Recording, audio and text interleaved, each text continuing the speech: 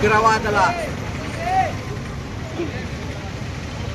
దాడికి నిరసనగా ఆ రోజు చనిపోయిన 23 మంది భారతీయులకు ఆత్మకు శాంతి చేకూరాలని, అదేవిధంగా 23 మంది మృతికి కారణమైన, అదేవిధంగా దేశంలో గత అనేక సంవత్సరాలుగా ఉగ్రదాడులకు పాల్పడుతున్న ఆ ఉగ్రవాదులకు మద్దతు ఇస్తున్న పాకిస్తాన్పై, అక్కడ ఉన్న ఉగ్రవాదుల స్థావరాలపై మన భారత సైన్యం మరి యుద్ధం ప్రకటించిన సందర్భంగా ఈరోజు ఆ యుద్ధంలో మరణించిన మురళీ నాయక్ గారి ఆత్మకు శాంతికి చేకూరాలని చెప్పి యావత్ భారతదేశ ప్రజలు, అదేవిధంగా కాంగ్రెస్ పార్టీ పూర్తి మద్దతు ఇస్తూ మరి మురళీ నాయక్ గారి ఆత్మకు శాంతి కలగాలని, భారతదేశానికి విజయం చేకూరాలని చెప్పి మనసావాచ కోరుతూ మరి ఈ యుద్ధంలో మరణించిన సైనికులకు, పౌరులకు కాంగ్రెస్ పార్టీ ప్రగాఢ నివాళి అర్పిస్తూ ఉంది. భారతదేశంలో మన జరిగినటువంటి దాడికి ప్రతిదాడిగా భారత సైనికులు నిన్నటి రోజు 6 మంది భారత సైనికులు వీరమరణం పొందడం జరిగింది.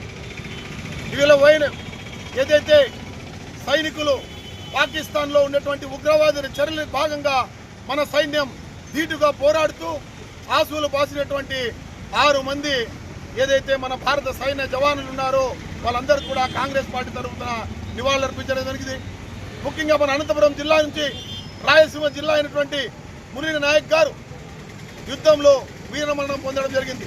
ఆయన ఆత్మకు శాంతి చేకూరాలని, అదేవిధంగా భారత సైన్యం చేస్తున్నటువంటి ఈ కార్యక్రమం ఏదైతే ఉందో ఈ యుద్ధంలో ప్రతి ఒక్క భారతీయ పౌరులుగా అందరం కూడా ఈరోజు యువతతో పాటు మేము కూడా వారికి సిద్ధంగా ఉన్నాం. ఏదైతే భారత జవానులకు ఉన్నారో భారత జవానులకు మన భారత మాత కోసం సేవ చేసేదానికోసం మేము కూడా అవసరమైతే యుద్ధానికి సన్నద్ధమవుతామని చెప్పి తెలియజేస్తూ, గట్టిగా హెచ్చరిస్తున్నటువంటి పాకిస్తాన్ ఎటువంటి దుశ్చర్యకు పాల్పడుతుందో అందరూ చూసినటువంటి విషయమే. ఈరోజు పాకిస్తాన్ సైన్యమే పాకిస్తాన్ ఉగ్రవాదులను పెంచి పోషిస్తోంది. దానికి నిరసిస్తా అంటే ఈరోజు మన పైన ఉగ్ర దాడి జరపడం జరుగుతోంది.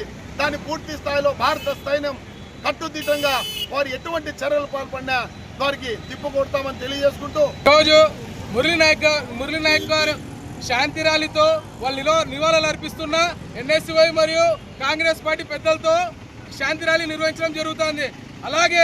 ఇలాగే పాకిస్తాన్ ఉగ్రవాదులారా మీరు ఇలాగే భారత సైన్యాన్ని వెన్నుపోటు దొంగదావులో వచ్చి హతమారుస్తే మీ పాకిస్తాన్ గడ్డే ఉండదని చెప్పి ఈ రకంగా హెచ్చరిస్తున్నాం.